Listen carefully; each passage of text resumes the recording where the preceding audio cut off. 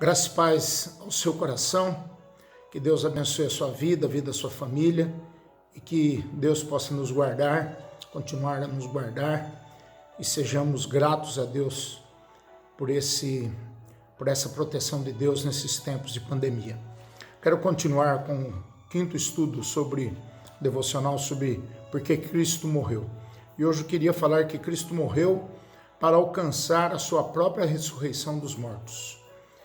O texto é de Hebreus 13, 20 e 21, que diz assim: Ora, o Deus da paz, que tornou a trazer dentre os mortos a Jesus, nosso Senhor, o grande pastor das ovelhas, pelo sangue da eterna aliança vos aperfeiçoou em todo o bem, para cumprirdes a sua vontade. Então nós analisamos do texto, vamos ver que a morte de Cristo não apenas concedeu a sua ressurreição, foi o preço pago para obtê-la. E é por isso que o autor de Hebreus, no versículo 20, capítulo 13, diz que Deus o ressuscitou dos mortos pelo sangue da eterna aliança. O sangue da eterna aliança é o sangue de Jesus. Como disse no texto sobre a ceia, isto é meu sangue, o sangue da nova aliança.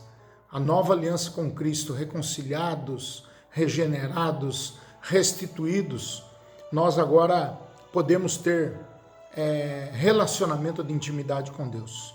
Voltamos ao que éramos, na verdade. O pecado nos separou. Então, quando a Bíblia fala do sangue de Jesus, ela se refere sempre à sua morte. Nenhuma salvação teria sido realizada de Jesus se Jesus não fosse aquele que derramasse o seu sangue na cruz do Calvário, não sangrasse em sua vida. O seu sangramento até a morte é o que torna tão essencial este sangue. Qual a relação, então, entre o derramamento do sangue de Jesus e a sua ressurreição? A Bíblia diz que ele apenas não foi ressuscitado após derramar seu sangue, mas por derramar seu sangue. Isso significa que a morte de Jesus foi tão plena e tão perfeita que a ressurreição foi a sua recompensa e vindicação.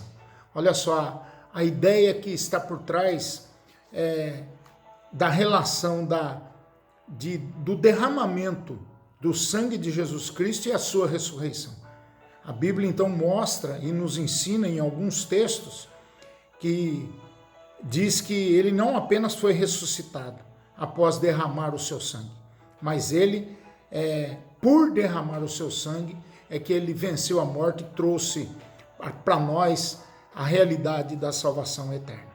Então a ira de Deus nesse sentido, meus irmãos, ela foi satisfeita com o sofrimento e a morte de Jesus na cruz do Calvário. A maldição santa contra o pecado foi plenamente absorvida. E nesse sentido, o pecado do homem foi de uma vez por todas consumido na cruz do Calvário. Nós continuamos a pecar? Continuamos. Mas agora temos a possibilidade, porque temos um advogado junto ao Pai, para nos perdoar naqueles momentos que pela nossa fraqueza da nossa carne, às vezes do nosso racional, do nosso emocional, nós pecamos contra Deus. Então é interessante que a obediência de Cristo foi completa. A dívida foi paga totalmente, em toda a sua medida. O preço do perdão aqui foi totalmente pago. A justiça de Deus foi completamente vindicada. Tudo que restava nesse sentido, tudo que era feito para a declaração pública do endossamento de Deus, isto ele fez ressuscitando a Jesus dos mortos. E o próprio Jesus já tinha ensinado para os seus discípulos: o Filho do Homem vai morrer e no terceiro dia ressuscitará. Só que essa verdade não entrava na cabeça dos seus discípulos. Essa verdade não entrou no coração dos seus discípulos. Eles não aceitavam, eles não criam.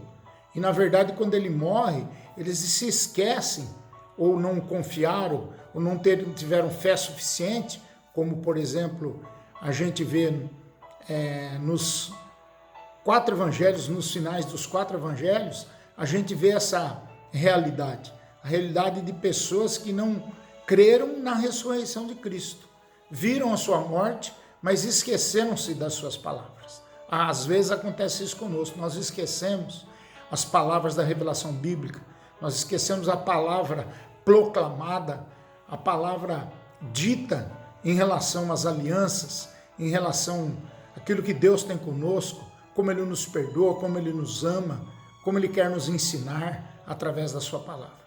Palavra essa que é digna de toda aceitação. Então, quando a Bíblia diz, se Cristo não ressuscitou, é vã a nossa fé, lá em 1 Coríntios 15, 17, não está destacando que a ressurreição aqui seja o preço pago por nossos pecados. Está destacando que a ressurreição prova que a morte de Jesus é um preço totalmente suficiente. Ele pagou a nossa dívida, a nossa promissória de morte, com a sua própria morte na cruz do Calvário. Se Jesus não tivesse ressuscitado, a sua morte teria sido um fracasso. Deus teria vindicado seu feito de carregar os pecados e nós ainda estaríamos em nosso pecado, vivendo uma vida de pecado, de abandono, distantes de Deus.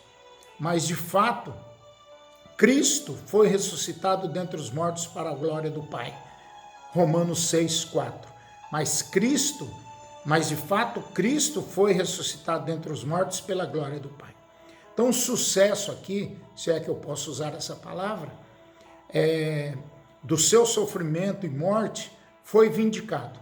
Se colocarmos nossa confiança em Cristo, nós estamos ainda em nossos pecados, como eu disse há pouco.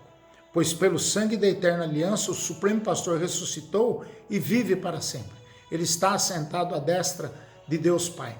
Quanto a nós somos libertos do pecado. Nós não somos servos mais de Satanás. Continuamos servos, agora nós somos servos de Jesus Cristo.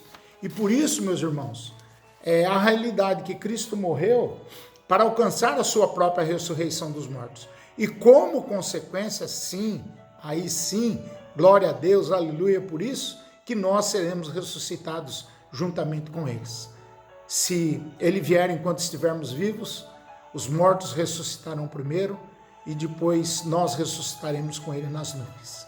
Isso é motivo de grande alegria, uma promessa maravilhosa que muitas cartas de Paulo contemplam essa realidade, Tessalonicenses, 1 e 2, Apocalipse, para que a gente seja encorajado, que essa vida é passageira. Aqui não é o nosso lar, aqui não é o nosso lugar, nós estamos aqui de passagem. Mas chegará o dia em que nós seremos alcançados pela ressurreição de Cristo Jesus, pelo poder da vitória de Cristo Jesus sobre a morte. Que essa palavra alegre o seu coração, que essa palavra encoraje você a continuar caminhando na fé cristã, a ser um discípulo de Cristo, a ser alguém que honre, que dignifique o seu nome e que viva pela honra e glória do nosso Senhor e Salvador Jesus Cristo. Amém? Vamos orar? Pai, em nome de Jesus, te louvamos, te bendizemos, te adoramos com toda a força do nosso coração, Pai. E pedimos que o Senhor continue a ressuscitar os nossos sonhos, a nossa vida cristã, as promessas que o Senhor traz na Tua palavra para que a gente possa ter confiança na nossa caminhada cristã. Ajuda-nos, Pai, a olhar para o futuro com expectativa, não simplesmente por ser a expectativa do céu, mas a expectativa do encontro, da esperança de estarmos juntos com o Senhor, Pai.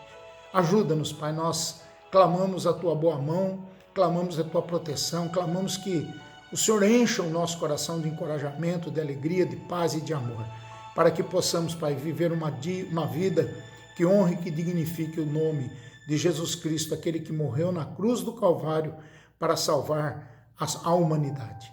Te louvamos, te bendizemos, te adoramos, pedimos a Tua proteção para a Tua igreja nesses períodos tão difíceis pelos quais estamos passando.